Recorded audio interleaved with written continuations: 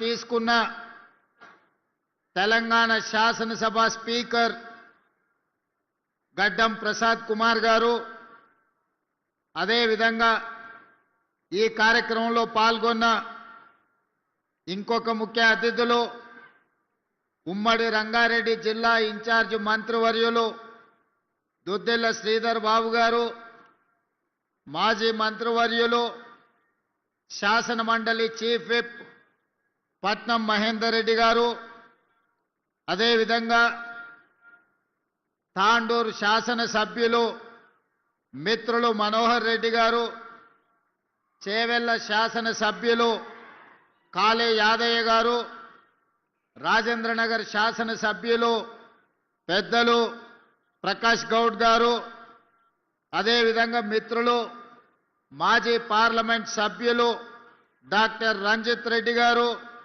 చేవెళ్ల ముఖ్యమైన నాయకులు భీమ్ భరత్ గారు, అదే విధంగా కార్పొరేషన్ చైర్మన్ రంగారెడ్డి జిల్లా అధ్యక్షులు నరసింహారెడ్డి గారు, వికారాబాద్ జిల్లా పార్టీ అధ్యక్షులు దారా సింగ్ గారు, అదే విధంగా ఈ మున్సిపల్ ఎన్నికల ఇన్ఛార్జ్ హైదరాబాద్ నగర మాజీ మేయర్ బొంతు రామ్మోహన్ గారు, కార్పొరేషన్ చైర్పర్సన్ కాల్వ సుజాత గారు, అదే విధంగా గ్రంథాలయ సంస్థల చైర్మన్ మధుసూదన్ రెడ్డి గారు, ఇతర ముఖ్యమైన నాయకులు యూత్ కాంగ్రెస్ రాష్ట్ర అధ్యక్షులు శివచరణ్ రెడ్డి గారు, ఇతర ముఖ్యమైన వేదిక మీద ఉన్న నాయకులు ఈ సమావేశాన్ని అద్భుతంగా ఏర్పాటు చేసి పాల్గొన్న వేలాది మంది కాంగ్రెస్ పార్టీ కార్యకర్తలకు, ముఖ్యంగా మా ఆడబిడ్డలందరికీ కూడా మనస్ఫూర్తిగా ధన్యవాదాలు, కృతజ్ఞతలు తెలియజేస్తున్న మిత్రులారా, ఈనాడు 2 సంవత్సరాలు పూర్తి చేసుకున్న సందర్భంగా పేద ప్రజలందరూ కలిసి తెచ్చుకున్న ప్రజాపాలనలో ఎన్నో సంక్షేమ పథకాలను అమలు చేస్తూ అప్పులున్నా పోయిన వాళ్ళు ఎన్నో తప్పులు చేసినా ఈనాడు వాటిని సరిదిద్దుకుంటూ అభివృద్ధి పదాన నడిపించే ప్రయత్నం చేస్తున్నాం. ఈరోజు ముఖ్యంగా రంగారెడ్డి జిల్లాలో ఉన్న మున్సిపల్ ఎన్నికలకు సంబంధించి ఈరోజు రంగారెడ్డి జిల్లా ప్రజల్ని నేను ఆలోచన చేసి నిర్ణయం తీసుకోమని విజ్ఞప్తి చేస్తున్నా.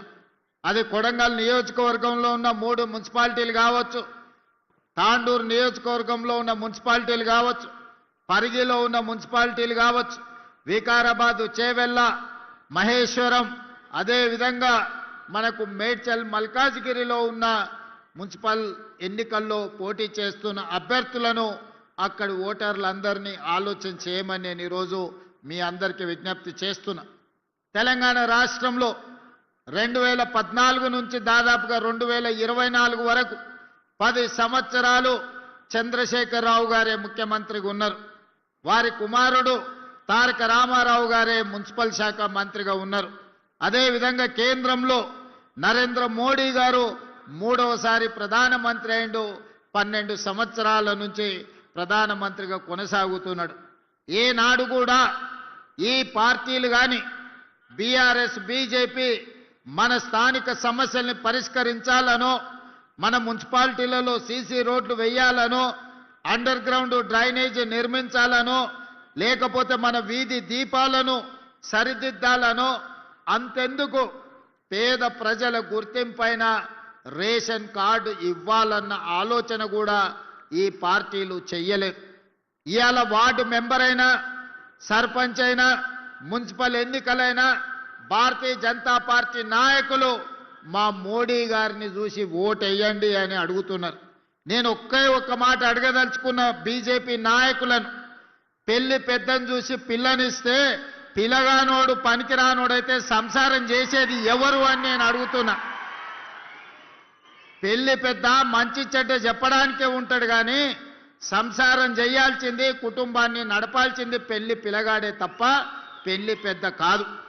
అందుకే ఇవాళ మీ మున్సిపల్ ఎన్నికల్లో కౌన్సిలర్లు కానీ, కార్పొరేటర్లు కానీ ఈరోజు మీ సమస్యల్ని పరిష్కరించాలి అంటే మోడీని చూసి ఓటేస్తే ఈ గల్లీలో ఉండే బోడిగాడు మనకు పని చెయ్యకపోతే పోయి మోడీని అడగగలమా మనము?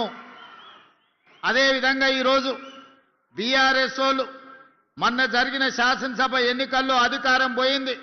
ఆ తర్వాత పార్లమెంట్ ఎన్నికల్లో గుండు సున్నా వచ్చింది. ఆ తర్వాత సర్పంచ్ ఎన్నికల్లో మీరందరూ కాంగ్రెస్ పార్టీ కార్యకర్తలు కలిసి బీఆర్ఎస్ పార్టీని బొందదీసి పాతి పెట్టారు. ఇక మా వల్ల కాదు కాంగ్రెస్ వాళ్ళతో గెలుచుడు, కాంగ్రెస్ తో పోటీ పడుడని బీఆర్ఎస్ వాళ్ళు పోయి ఈ రోజు అడ్డా మీది పైల్వాన్లను బీజేపీ వాళ్ళను అరువు తెచ్చుకున్నారు. ఇవాళ బీజేపీ వాళ్ళు బీఆర్ఎస్ వాళ్ళు కలిసి ఇంతకుముందే పెద్దలు శ్రీధర్ బాబు గారు చెప్పిండ్రు, తాండూరు మున్సిపాలిటీలో మనోహర్ రెడ్డి గారి సమక్షంలో చేరిన బీజేపీ నాయకులు మా బీఫాములు బీజేపీ ఆఫీసులో కాదు బీఆర్ఎస్ ఆఫీసులో మా బీఫాములు ఇస్తున్నారని. ఇంత భావ దారిద్ర్యం భారతీయ జనతా పార్టీకి దాపురించింది. ఎన్నికల్లో నిలబడి కొట్లాడాలి కానీ చీకటి ఒప్పందాలు చేసుకొని ఫెవికల్ బంధంతో ఈనాడు బీజేపీ బీఆర్ఎస్ వాళ్ళు కాంగ్రెస్ పార్టీని ఓడించాలని కుట్రలు చేస్తున్నారు. నేను అడగదలుచుకున్నా, 10 ఏళ్ళు మీరే ఉన్నారు, అన్ని మున్సిపాలిటీలలో మీ వాళ్ళే కౌన్సిలర్లు చైర్మన్లు ఉన్నారు.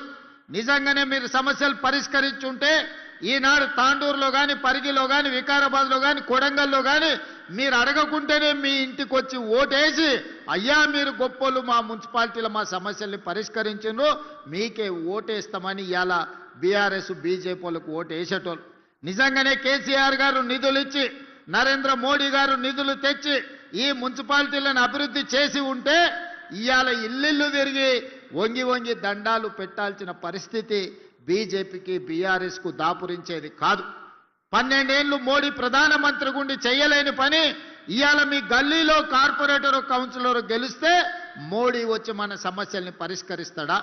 10 ఏళ్ళు ముఖ్యమంత్రిగా ఉన్న చంద్రశేఖరరావు, 10 ఏళ్ళు మున్సిపల్ మంత్రిగా ఉన్న కేటీఆర్ గారు మన మున్సిపాలిటీల వైపు ఎప్పుడైనా కన్నెత్తి చూసిండా? మన గల్లీలో ఉన్న మోరీ గురించి ఆలోచన చేసిండా? మన గల్లీలో కరెంటు లైటు వెలిగిందా లేదా అని ఎన్నడన్నా చూసిండా? ఏ రోజు రాలే. కానీ ఇవాళ చావు బతుకుల మధ్యలో ఆ పార్టీకి ప్రజలు తద్దినం పెడుతుంటే ఇవాళ రేపు వచ్చి తాండూరులో ఓట్లు అడగడానికి వస్తుండంట. ఇన్నేళ్ల తర్వాత మేము గుర్తొచ్చినమా అని నేను అడుగుతున్నా. ఇన్నేళ్ళు ఈ వికారాబాద్ ప్రాంతం, ఈ తాండూరు కొడంగల్ ప్రాంతం ఏ రోజన్నా మీకు గుర్తొచ్చిందా? మా ఓట్లే కావాల్సి వచ్చినాయి కానీ మా సమస్యల్ని మీరు ఎప్పుడన్నా పట్టించుకున్నారా అని చెప్పి నేను బీఆర్ఎస్ వాళ్ళని అడుగుతున్నా. ఇంతకుముందు పెద్దలు ప్రసాద్ గారు ఒక మాట చెప్పిండ్రు. ఆనాడు డాక్టర్ వైఎస్ రాజశేఖర రెడ్డి గారు అధికారంలో ఉన్నప్పుడు ఆదిలాబాదులో మొదలైన ప్రాణహిత చెవెళ్లకు ఆదిలాబాదు నుంచి మొదలుపెట్టి తుమ్మిడిఎట్టి దగ్గర ప్రాజెక్టు నిర్మించి 14 లక్షల ఎకరాలకు నీళ్లు ఇవ్వాలి, 38,000 కోట్లతోనే ఆనాడు ప్రాణహిత చేవెళ్ల ప్రాజెక్టును ప్రారంభించారు.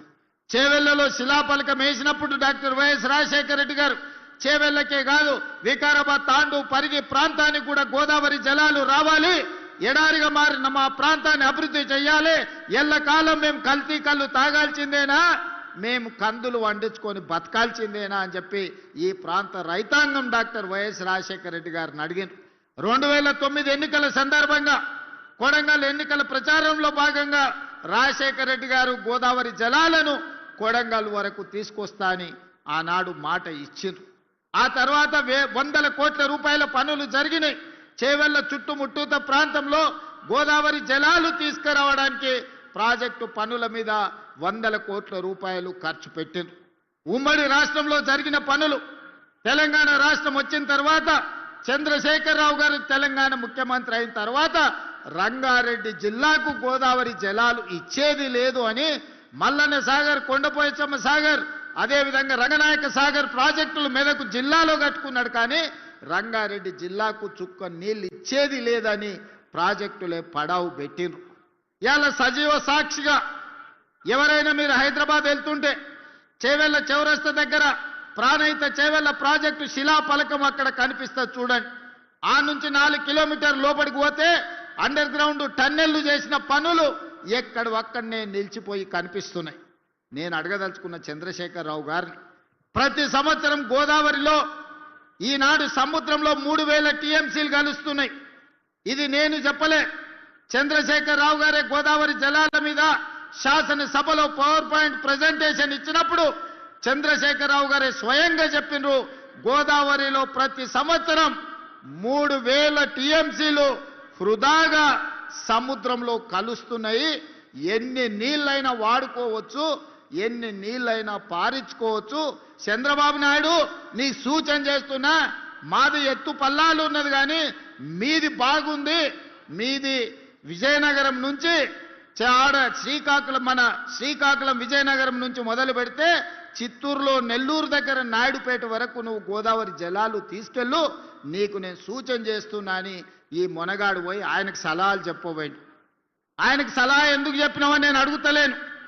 ఈనాడు గోదావరి జలాలలో 3000 టీఎంసీలు సముద్రంలో కలుస్తుంటే కళ్ళు అప్పగించి సూచనవు కానీ 3000 టీఎంసీలలో ఒక 300 టీఎంసీలు మా రంగారెడ్డి జిల్లాకే ఇస్తే 30 లక్షల ఎకరాలకి ఈనాడు తాగునీరు వచ్చి ఉండేది కదా.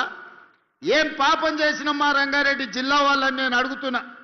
ఇవాళ మా కొడంగల్, వికారాబాద్, తాండూరు, పరిగి, చేవెళ్ళ, మహేశ్వరం లాంటి నియోజకవర్గాలు, ఇబ్రహీంపట్నం లాంటి నియోజకవర్గాలు ఇవాళ తాగునీరు సాగునీరుకు అల్లాడుతున్నాయంటే 10 సంవత్సరాలు తెలంగాణ రాష్ట్ర ముఖ్యమంత్రిగా మీరు మాకు చేసిన ద్రోహం కాదా అని నేను ఈ వేదిక మీద నుంచి సూటిగా వారిని అడుగుతున్నా.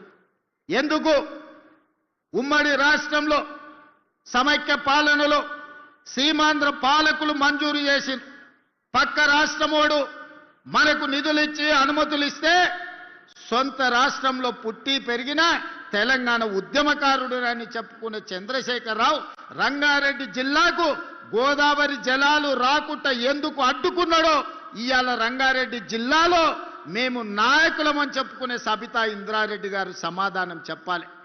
కాంగ్రెస్ పార్టీ సింబల్ మీద గెలిచి 10 ఏళ్ళు అధికారం అనుభవించి అన్ని హోదాలలో సంపాదించుకొని 2014లో 2018లో కాంగ్రెస్ పార్టీ మీకు అండగా నిలబడితే 2018 కాంగ్రెస్ బీఫామ్ మీద గెలిచి మీరు బీఆర్ఎస్ పార్టీలకు పోయినప్పుడు వారు ఏం చెప్పిండ్రు?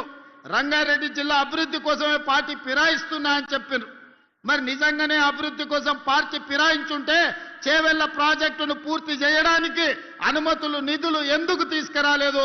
ఈరోజు రంగారెడ్డి జిల్లా ప్రజలకు సబితా ఇంద్రారెడ్డి గారు సమాధానం చెప్పాలి. నిన్నమన్నా వారు వస్తున్నారు, ఎన్నికల్లో ప్రచారం చేస్తున్నారు. మీరు చేసిన ద్రోహానికి ఈ ప్రజలను కలిసి